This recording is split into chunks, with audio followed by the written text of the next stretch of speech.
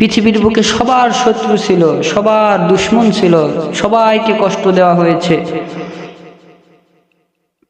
পৃথিবীর বুকে সবচাইতে উত্তম ব্যক্তি মুহাম্মদুর রাসূলুল্লাহ সাল্লাল্লাহু আলাইহি ওয়াসাল্লাম, তিনি পৃথিবীর বুকে সবচাইতে উত্তম ব্যক্তি। তারপরও তিনার শত্রু ছিল কি ছিল না? তারপরও তিনার শত্রু ছিল, তিনাকে কষ্ট দেওয়া হয়েছে, আঘাত দেওয়া হয়েছে। এই আঘাতের কারণে রাসূলুল্লাহ সাল্লাল্লাহু আলাইহি ওয়াসাল্লাম জমিনের ভেতরে শুয়ে শুয়ে কান্না করেছেন, মক্কার দেওয়াল ধরে কান্না করেছেন। সবার জীবনে কষ্ট ছিল। আমার বাবাজি, আমার বন্ধুগণ, এই পৃথিবীর বুকে এমন কোনো মানুষ নাই যার জীবনের ভেতরে কোনো কষ্ট নাই। আমার বাবাজি, আমার বন্ধুগণ, আপনার আমার নবী হযরত মুহাম্মদ রাসূলুল্লাহ সাল্লাল্লাহু আলাইহি ওয়াসাল্লামেরও কষ্ট, মুসা আলাইহিস সালাতু ওয়াস সালামের দুঃখ। মুসা আলাইহিস সালাতু ওয়াস সালামের শত্রু ছিল, হযরত ঈসা নবীর শত্রু ছিল, হযরত মুহাম্মদ রাসূলুল্লাহ সাল্লাল্লাহু আলাইহি ওয়াসাল্লামের শত্রু ছিল। পৃথিবীর বুকে এমন কোন ব্যক্তি নাই যার কোনদিন শত্রু নাই রে বাবা। হযরত মুসা আলাইহিস সালাতু ওয়াস সালামের শত্রু ছিল ফেরাউন। মুসা নবীকে মারার জন্য ফেরাউন কয়েকশো হাজার কিলোমিটার ধাওয়া করিয়া, আমার বাপ ভাই, আমার বন্ধুগণ, মুসা আলাইহিস সালাতু ওয়াস সালাম যখন নীল নদীর সামনে চলে গেল, আপনারা সকলে ঘটনা জানেন। সেখানে ফেরাউনকে আমার আল্লাহ হত্যা করে ফেলাইল।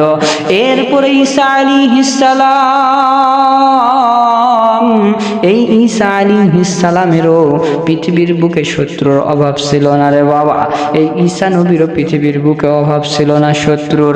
হযরত ইউসুফ আলাইহিস সালাতু ওয়াস সালামের পৃথিবীর বুকে অভাব ছিল না। আপনার আমার নবী হযরত মুহাম্মদুর রাসূলুল্লাহ সাল্লাল্লাহু আলাইহি ওয়াসাল্লামের শত্রুর অভাব ছিল না। আপনার আমার নবী হযরত সাফা মারওয়া পাহাড়ের উপরে উঠিয়া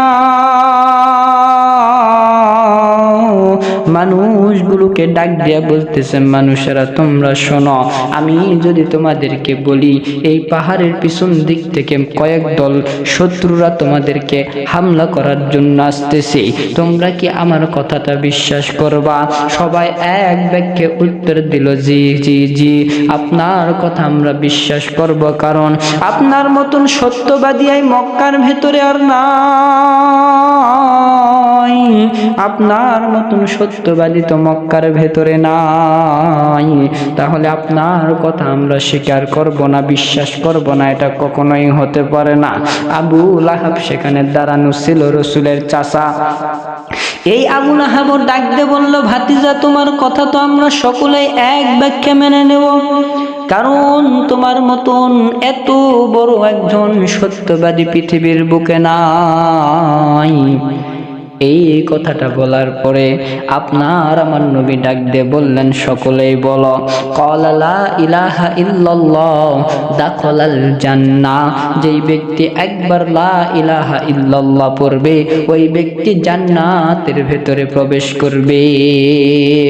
এই কথাটা শুনিয়া হযরত আবু লাহাব, এই আবু লাহাব ডাক দিয়ে বলল, তাব্বাত লাকা হাযা জামাআতানা। ও মুহাম্মদ, তুমি তাড়াতাড়ি ধ্বংস হয়ে যাও, তোমার মতন ভাতিজা আমার দরকার নাই। মুহাম্মদ নবী মাথাটা নিচু করিয়া কান্না করে আর চিন্তা করে, কি ব্যাপার, যেই ব্যক্তি আমাকে সত্যবাদী বলল সেই ব্যক্তি আমার বিরোধিতা করতেছে কেন? আমার বাবাজি, আমার বন্ধুগণ, এইটা চিন্তা করিয়া যখন আবু লাহাব রসুলকে বলতে লাগলো, রসুল যখন কান্না করা শুরু করে দিল, আপনার আমার নবীকে আল্লাহ সান্ত্বনা দেওয়ার জন্য ডাক দিয়ে বললেন, নবী গো, ও নবী, আপনি কাঁদবেন না, কাঁদবেন না। আবু লাহাব আপনাকে ধ্বংস হওয়ার কথা বলেছে, আমি তার শানে, আপনার শানে তার বেয়াদবির জন্য একটা সূরা নাজিল করে দিলাম, আপনিও তাকে বলে দেন, তাব্বাত ইয়াদা আবি লাহাবিন ওয়া তাব। তাব্বাতের লাহাবের দুই হাত ধ্বংস হয়ে যাক, লাহাব নিজেই ধ্বংস হয়ে যাক পরিবার সহ। এই সূরাটা আল্লাহ তাআলা এই আবু লাহাবের উপরে নাজিল করেছিলেন। আবু লাহাব শত্রু ছিল রসুলের, রসুলকে সান্ত্বনা দেওয়ার জন্য এই সূরাতুল লাহাবটা নাজিল করা হয়েছে। আপনার যখন বিপদ হবে, শত্রু যখন আপনাকে আঘাত করতে আসবে, শত্রুর কোনো কথায় আপনার যখন কষ্ট লাগবে, তখন আল্লাহর উপরে তাওয়াক্কুল করে এই সূরা লাহাবটা আপনি পাঠ করবেন। দেখবেন আল্লাহ তাআলা আপনার সমস্ত কষ্ট, দুঃখ, সমস্ত শত্রুদেরকে আল্লাহ তাআলা ধ্বংস করে দিবে।